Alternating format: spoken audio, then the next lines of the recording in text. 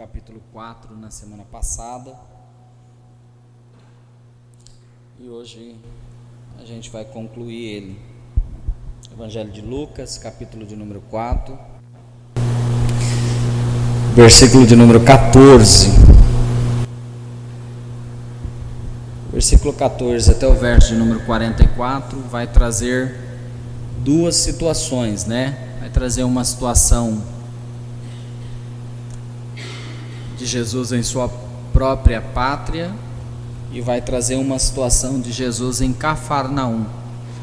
E aí a gente vai pensar um pouco dessas duas situações.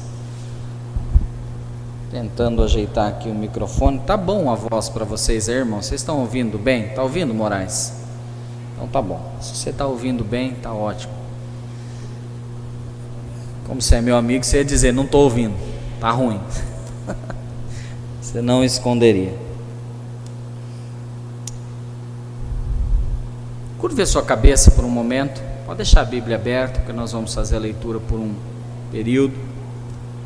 Pai, nós te damos graça, Senhor. Te damos graça porque o Senhor tem nos fortalecido. Te damos graça porque o Senhor tem nos abençoado.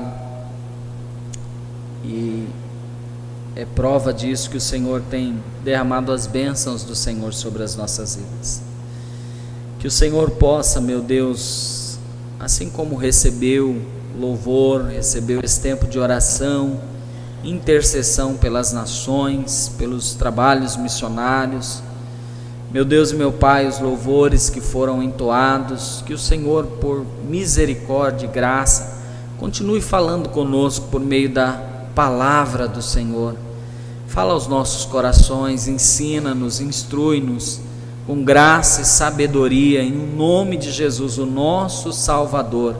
É que nós te pedimos no nome do Pai, do Filho e do Espírito Santo de Deus. Amém? O texto, versículo 14, eu vou fazer a leitura. Nós vamos fazer a leitura até o verso de número 32, depois a gente faz a leitura sequencial do verso 33 até o 44. O verso de número 14 diz assim: então, pela virtude do Espírito, voltou Jesus para Galiléia, e sua fama correu por todas as terras em derredor. Ensinava nas sinagogas e por todos era louvado.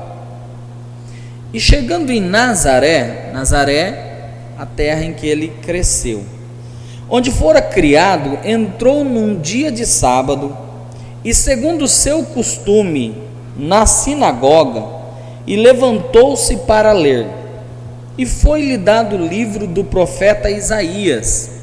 E quando abriu o livro, achou o lugar em que está escrito: o Espírito do Senhor é sobre mim, pois que me ungiu para evangelizar os pobres, enviou-me a curar de coração e a pregoar liberdade aos cativos e dar vista aos cegos, e pôr em liberdade os oprimidos, e anunciar o ano aceitável do Senhor.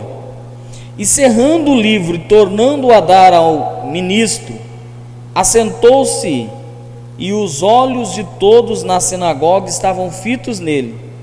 Então começou a dizer-lhe: hoje se cumpriu esta escritura em vossos ouvidos.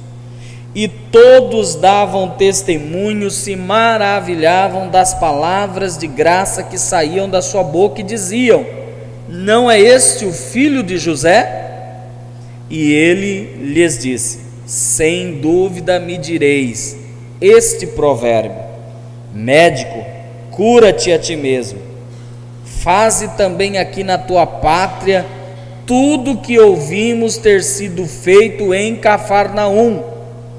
E disse: em verdade vos digo que nenhum profeta é bem recebido na sua pátria. Em verdade vos digo que muitas viúvas existiam em Israel nos dias de Elias, quando o céu se cerrou por 3 anos e 6 meses, de sorte que em toda a terra houve grande fome. e a nenhuma delas foi enviado Elias, senão a Sarepta de Sidom, a uma mulher viúva. E muitos leprosos haviam em Israel no tempo do profeta Eliseu, e nenhum deles foi purificado, senão Naamã, o sírio. E todos na sinagoga, ouvindo estas coisas, se encheram de ira, e levantou-se, o expulsaram da cidade, o levaram até o cume de um monte em que a cidade deles estava edificada, para dali o precipitarem. Ele, porém, passando pelo meio deles, retirou-se, desceu a Cafarnaum, cidade da Galileia, e os ensinava aos sábados, e admiravam a sua doutrina, porque a sua palavra era com autoridade. A primeira parte desse texto, desse capítulo que nós vamos pensar no dia de hoje, é quando Jesus desce a Nazaré. O versículo 16, melhor dizendo, deixa claro que ele cresceu em Nazaré. Eu ouvi uma uma entrevista recentemente do reverendo Augusto Nicodemos, e o entrevistador falava para ele: mas e Jesus, como que foi a situação?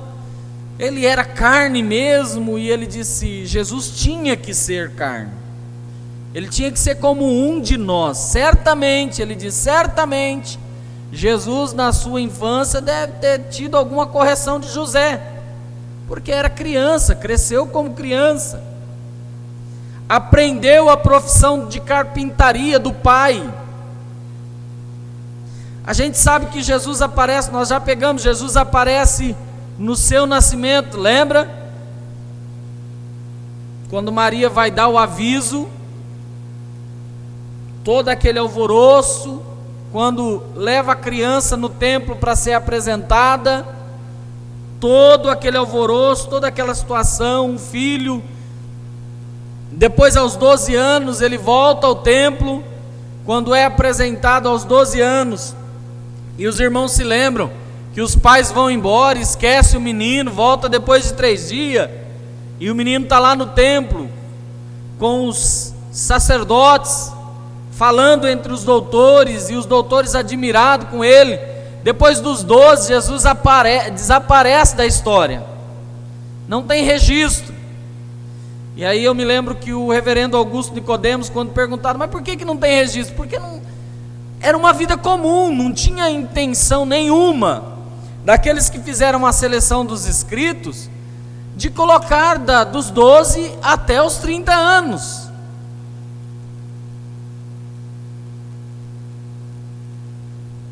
Apesar de existir livros apócrifos, livros considerados não bíblicos, que diz que Jesus fazia um passarinho de barro, soprava sobre ele, o passarinho voava, que Jesus fez isso, fez aquilo. Mas a gente volta nessa fase dos 30 anos.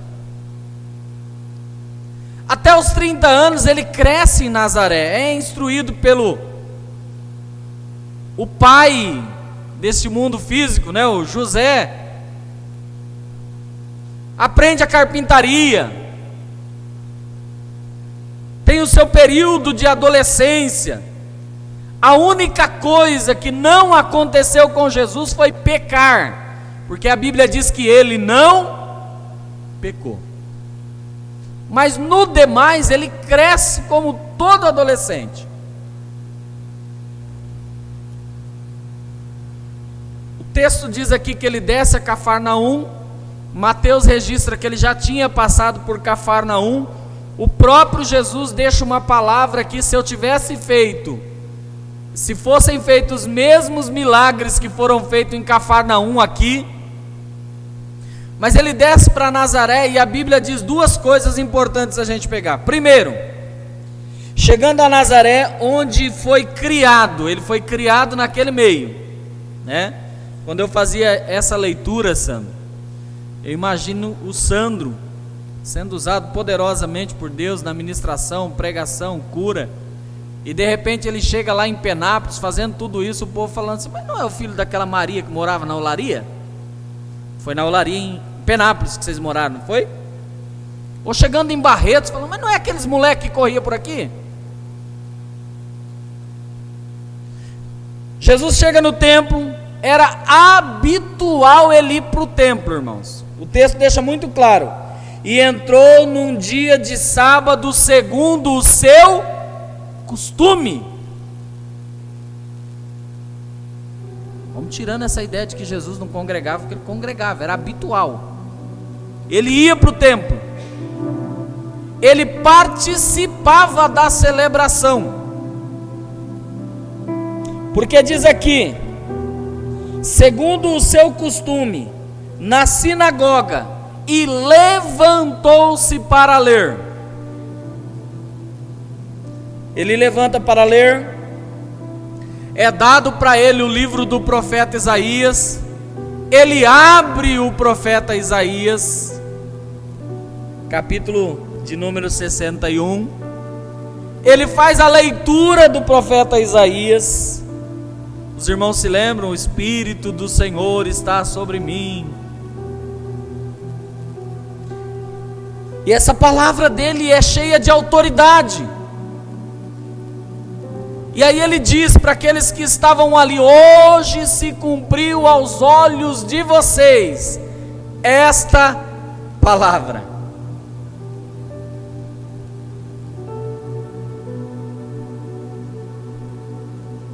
Sabe qual é o burburinho que começa entre eles? Mas não é o filho de José, o carpinteiro? Ele foi vizinho meu, eu já joguei bola com ele, nós já subimos em pé de árvore para pegar manga. Estou dizendo manga porque está na época de manga, né? Podia ser uma outra coisa, um coqueiro, sei lá. Ele já foi na minha casa levar a mesa que o pai dele fez de carpintaria. Talvez não fosse aquela época, né, presbítero Pérez, mas ele já subiu em casa comigo para fazer toda a parte de carpinteiro.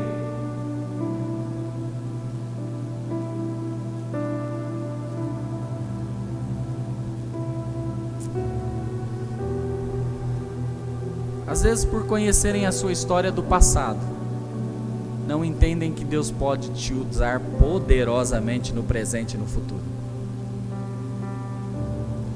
Às vezes te avaliam pelas coisas que você viveu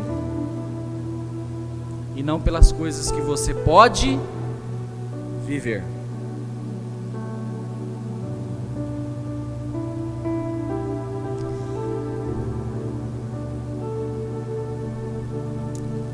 O texto continua descendo. Recentemente, em um dos estudos da terça-feira, eu fiz a pergunta para os irmãos. Eu falei: por que vocês acham que Jesus foi crucificado? E aí um dos irmãos que estava junto, ele mencionou, ele falou: porque Jesus caçava muita confusão. Não é, Dionísio? Você se lembra dessa fala?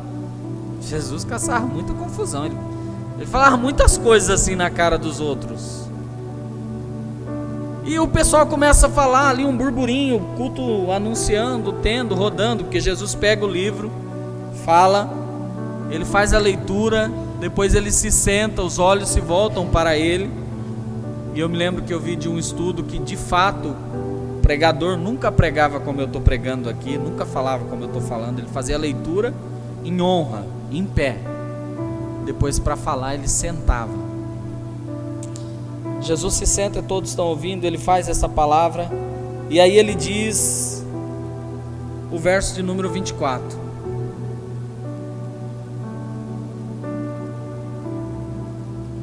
O verso 23, né, para melhor a gente entender o que ele fala. Sem dúvida, me direis este provérbio: médico, cura-te a ti mesmo. Quem nunca disse para um médico quando chega lá meio doente, né, Santos? Você não é médico?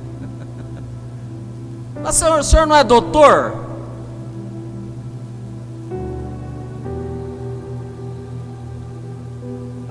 médico. Ele disse, certamente, contextualizando o que o irmão disse, que Jesus caçava umas confusões de vez em quando, ele olha para aquele povo e ele diz, certamente vocês me diriam um provérbio: médico, cura-te a ti mesmo. Faze também aqui na tua pátria tudo quanto te ouvimos fazer lá em Cafarnaum. Faz aqui também tudo que eu escutei você fazer lá. Eu me lembro que eu disse para os irmãos quando eu iniciei esse estudo que a gente precisa tomar cuidado, porque nós vamos falar de um Jesus que era homem. Eu acabei de dizer que ele era um adolescente como todo adolescente. Talvez não fosse um aborrecente, mas era um adolescente como todo adolescente. A gente colocar os olhos tanto no Jesus carnal e esquecer do Jesus espiritual.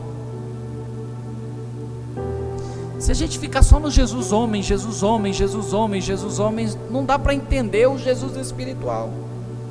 Por que que os milagres também não se realizavam naquela pátria? Porque para eles, aquele ali não era o Filho de Deus, aquele ali era o filho do José, o carpinteiro, o homem natural. Quem Jesus é para mim e para você? Lá para Cafarnaum, nós vamos ler depois que até os demônios falavam: sai daqui porque você é o Filho de Deus.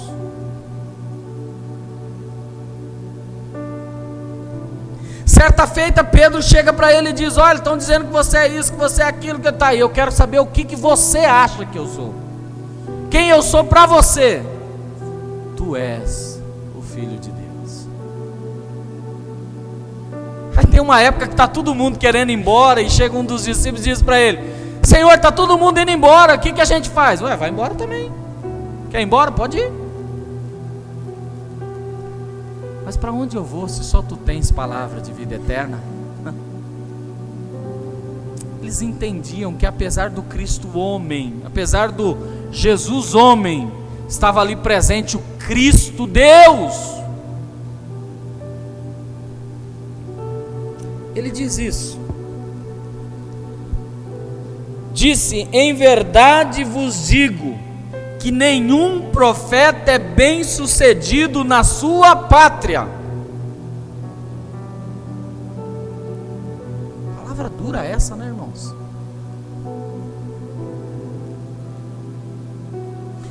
Alguns dos irmãos me conhecem aqui, deve ser aí há mais de 20 anos, né? Se eu estou há 20 no Brasil para Cristo, alguns me conhecem há mais de 20 anos. Conhece o pastor Wagner um pouquinho mais, né, pastor? Conhece os erros, as falhas, os defeitos. O Wagner com cabelo, o Wagner sem cabelo. Conhece o Wagner baterista, o Wagner guitarrista, o Wagner que canta, o Wagner que prega.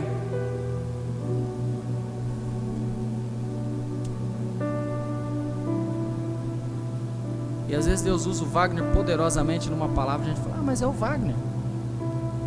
É o Wagner, marido da Sirlene, que mora na rua tal. Jesus estava contextualizando isso. Irmãos, sabe aquele povo que a Bíblia diz que quando ele falava, estava maravilhado com a sua fala? Agora Jesus olha para ele, e olha o Jesus que, como disse o nosso irmão, gosta de caçar confusão. Ele diz: olha,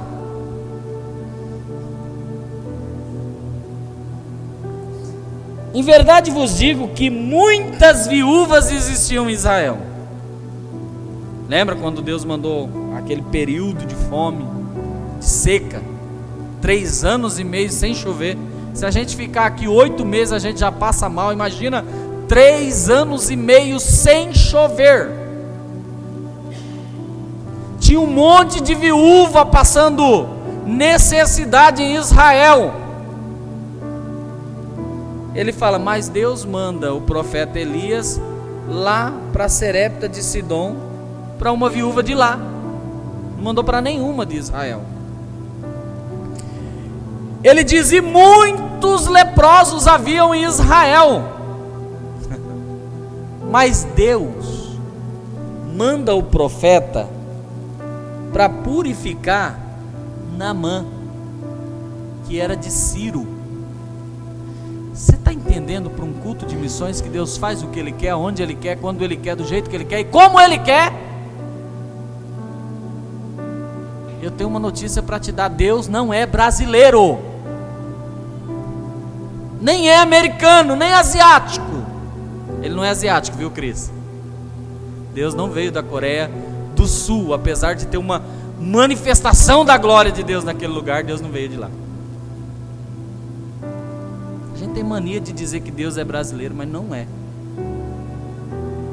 Deus não é para uma extensão territorial, Deus é para o mundo como um todo. Pastores, se existir vida em Marte, Deus é para as vidas que tiverem em Marte ou qualquer outra constelação.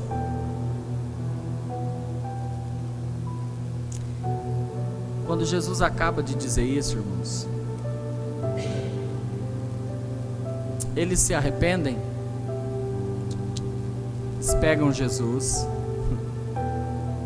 Vocês lembram que a semana passada nós falamos que o diabo levou Jesus a um alto monte e disse: tudo isso vou te dar? Agora são os compatriotas dele, catam Jesus, levam ele para um alto monte, com a ideia, com a proposta, com o pensamento de lançar ele lá de cima. Só que agora eles não iam fazer a proposta igual o diabo fez lá. Agora eles iam catar o Jesus e jogar. Ele sai pelo meio, por debaixo, sei lá como que ele faz, e ó, dá linha, vai embora.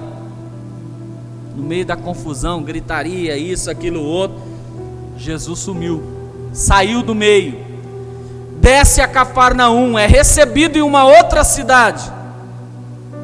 Vocês querem ver a diferença desse Jesus lá em Cafarnaum? Versículo de número 33.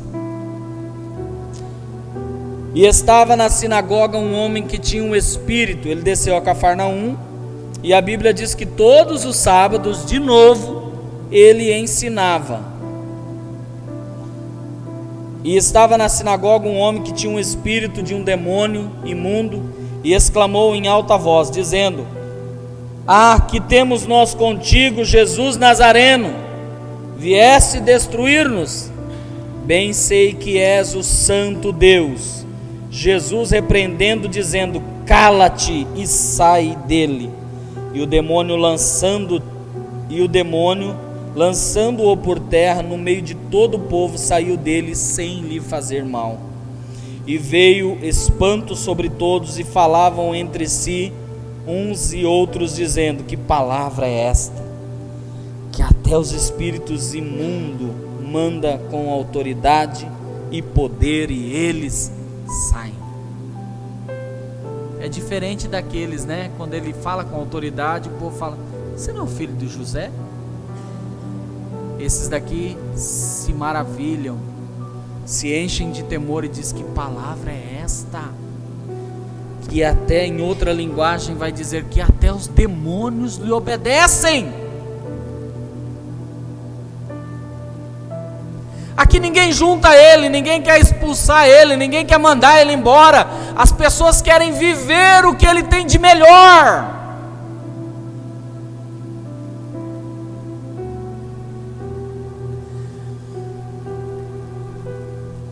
Ele continuava pregando com autoridade, irmãos. Ele continuava colocando o dedo na ferida. Mas é que às vezes a gente é crente tão assim, que quando Deus coloca um dedo na nossa ferida, a gente quer jogar ele, Sandro, da ribanceira. Ao invés de curar o nosso interior, a gente fala: não, esse Jesus não serve, joga fora.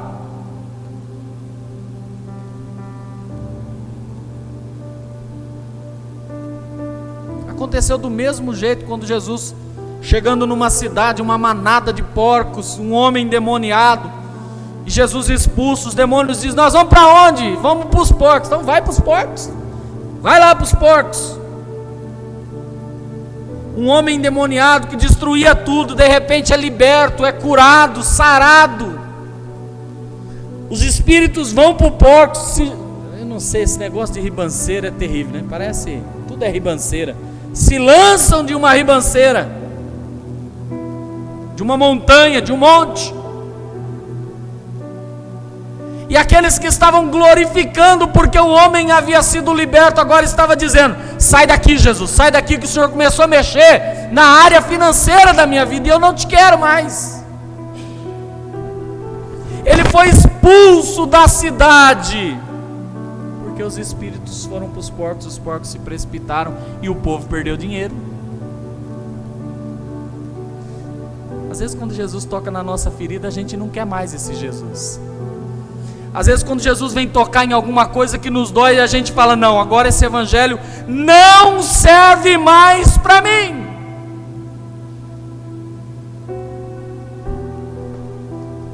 Eu tenho que sempre lembrar de Jó, irmãos. Ele toca na ferida, e toca nisso, e toca na saúde, e toca nos filhos, e toca naquilo outro, e ele está dizendo: eu sei que o meu Redentor vive, e eu sei que ele vai se levantar ao meu favor.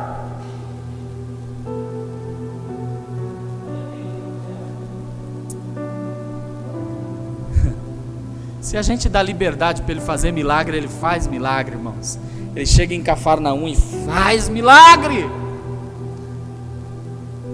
Ele sai dali, a Bíblia diz, e a sua fama divulga-se por todos os lugares ao redor daquela comarca. Ora, levantando-se Jesus da sinagoga, entrou na casa de Simão, e a sogra de Simão estava enferma, com muita febre. E rogando-lhe por ela, inclinando-se para ela, repreendeu a febre, e esta deixou, ela levantou e logo servia. Chega para visitar Simão Pedro, está passando por ali. E aí, Simão, tudo bem? Como é que você está? Eu estou bem, mas a minha sogra está de cama. Tá de cama. Onde ela está? Vamos lá orar por ela? Jesus vai lá, repreende a febre, a mulher levanta e vai servir eles. Você imagina essa cena, irmãos? Jesus chega na casa, a mulher está doente, de repente ela está ali cozinhando, fazendo um chá, fazendo um café, uma bolacha, alguma coisa. Está aqui Jesus, está aqui Pedro, servindo. Porque aonde Jesus é recebido, o milagre acontece.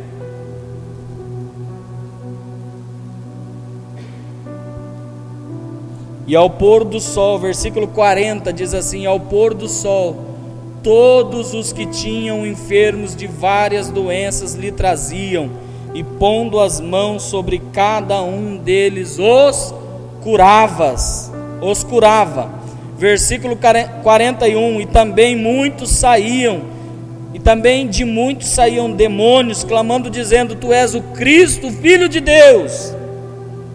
E ele, repreendendo-os, não os deixava falar, pois sabiam que ele era o Cristo. Olha a diferença de ser recebido em uma cidade e a diferença com que ele foi recebido em outra cidade. Por que tantos milagres em Cafarnaum? Porque aqui eu sou filho do Deus vivo, e aqui eu sou filho do José carpinteiro. Eu sou só o filho do José. Aqui eu sou o filho do Cristo, filho do Deus vivo. E os milagres começam a acontecer. Enquanto uns, numa primeira cidade, está tentando jogar ele no precipício, na outra cidade estão levando enfermos para casa onde ele está, para que esses enfermos fossem curados. Para a gente concluir, colocando a cereja do bolo, como o contexto é um culto de missões. Versículo 42, e sendo já dia, saiu e foi para um lugar deserto, e a multidão procurava. Chegou junto dele e o detinham para que não se ausentasse deles. A primeira cidade quer jogá-lo de um precipício. A segunda cidade quer que ele fique no lugar. Não importa, ele está expulsando demônios, está curando, está dando uma palavra, continua no lugar. Versículo 43 ele diz: ele, porém, lhes disse: também é necessário que anuncie a outras cidades o evangelho do reino de Deus, porque para isso é que eu fui enviado. Nós não podemos nos prender. Às vezes a gente faz isso. O evangelho é só para Birigui. Não. O evangelho do reino é para todos os lugares. Para a tribo mais longínqua que existir lá no Amazonas, aonde estiver, o evangelho de Jesus é também para essas pessoas. Para o seu vizinho, que talvez você nem goste dele, que ele é chato. Os meus vizinhos são todos bons, graças a Deus. Uma é minha irmã e outra mudou recentemente lá. São todos vizinhos bons, fora os que moram em frente, que são todos bons. Mas para aquele teu vizinho que às vezes você acha ele chato, Jesus é para ele. Para aquela pessoa que você não conversa muito, Jesus é para ele também. Jesus diz aqui: o evangelho precisa ser anunciado. Ele não sai do foco, do propósito. Ele diz: eu vim para anunciar o evangelho em todos os lugares. Estava bom em Cafarnaum, irmãos? Claro que estava. Estava maravilhoso em Cafarnaum. Está todo mundo te recebendo, os milagres estão acontecendo, o poder de Deus está sendo derramado, a glória de Deus está sendo manifesta.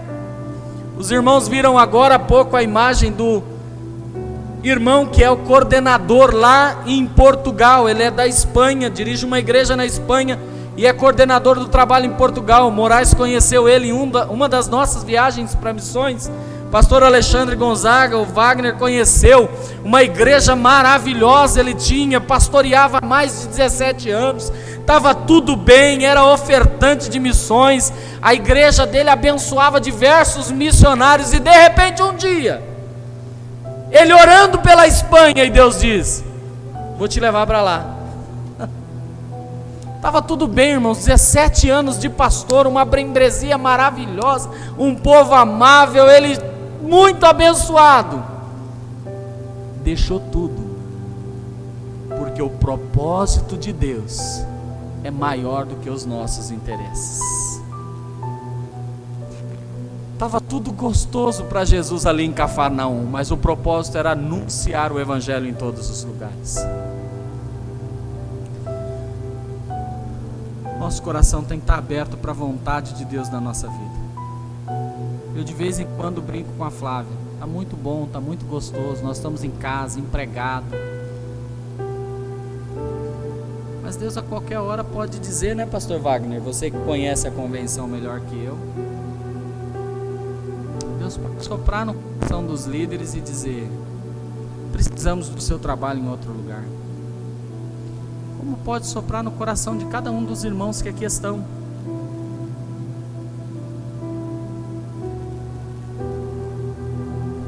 Contextualizando com missões, Jesus disse: é necessário que anuncie em outras cidades.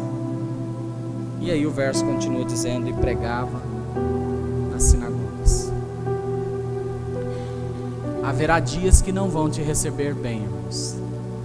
Haverá dias que vão te receber maravilhosamente. Mas em todos esses dias o Senhor precisa estar com você. Porque às vezes Ele vai te tirar dos lugares que não te recebe bem. E também vai te tirar dos lugares onde está tudo muito confortável para você. E quando Ele fizer qualquer um desses movimentos, se entender que é o Senhor, descansa no Senhor, porque Ele vai trabalhar em todas essas situações no nome de Jesus. Curve a vossa cabeça, Pai. Obrigado, Senhor. Há dias que nós podemos estar em Nazaré, na nossa Nazaré, no contexto espiritual, haverão dias que nós estaremos também na Cafarnaum.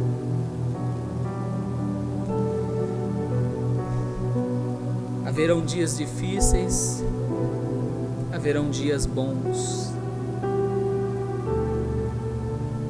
Pode ser que às vezes o Senhor nos chame dos dias difíceis para os dias bons, mas também pode acontecer do Senhor nos chamar dos dias bons para os dias difíceis. Seja qual for a situação, Pai, a minha oração é para que o nosso coração esteja em Ti, para que a nossa alma esteja sensível à Tua voz, e para que nós estejamos sensíveis à Tua ordem, Pai.